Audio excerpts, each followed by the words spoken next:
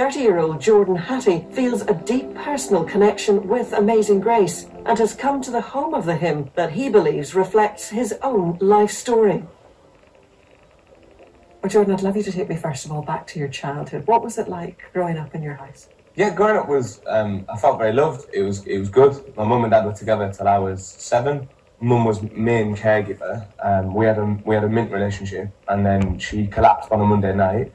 I got a phone call from my granddad being like, your mum's in hospital.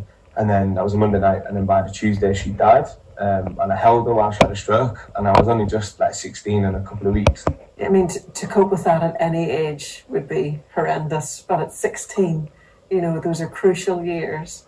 How did it affect you, and what way did you react? I didn't handle it the best, and so rather than talking about it or dealing with it, I kind of just swallowed it down, and I ended up drinking quite heavily and experimenting with drugs, and fell into a lifestyle of going out to get blackout drunk to block out the pain of and to try and fill that hole that my mum had left behind. So how bad did it get, Jordan? What was your low? I was drinking strong cider, 7.5% cider, and I was drinking between 6 and 9 litres of that a day. So that's between 44 and 66 units every day I was drinking. And I was just killing myself through it, and I was happy to do that because I was suicidal. I wanted to die. At this point, Jordan became homeless for a second time and hit rock bottom. But hope came when he met a Christian charity worker named Anne. She was a Christian, and she was the first Christian who kind of really engaged with me fully. And she just loved me, and she loved me, and she loved me, and she just didn't give up on me. Did you ever doubt that God was playing a major part?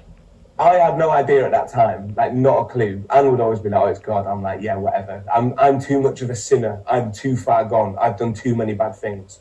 I blame myself for my mum's death because I held her while she had a stroke at 16, and that's what I held on to.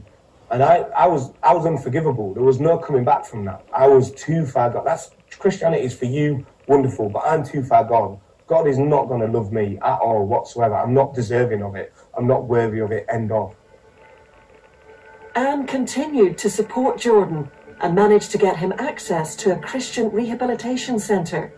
So I went to rehab on the 14th of September 2015, and on the 28th of October 2015, I was in a counselling session. And as I was sat there, I was asking for forgiveness for everything that I'd done wrong, and I was calling out stuff that had happened. My mum dying, people had robbed, people had ripped off, people had manipulated, things I'd just done, people had treated horrifically. I had this kind of vision where I was still in the room, but I was in this kind of dream state at the same time. And I was in a courtroom, and in the judge's bit, there was a figure, and just this figure there. And I heard the words, "You're forgiven." And this figure pointed down to my right, and there was a door there. And coming from the door, there was this white light, and above it said freedom. And I started to walk towards the door. And just before I got there, my mum appeared. And I grabbed her hand, and I walked through this door with her. And in that second, I just felt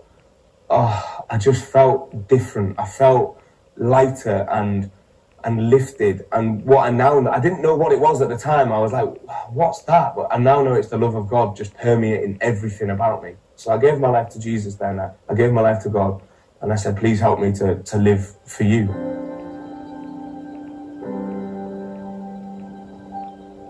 So Jordan, here we are in Oney, where all those years ago, Amazing Grace was written and first heard. When you hear it now, after all you've been through, what does it mean to you? It's a mint hymn. It's wonderful, and just the lyrics themselves. Amazing grace, how sweet the sound that saved a wretch like me.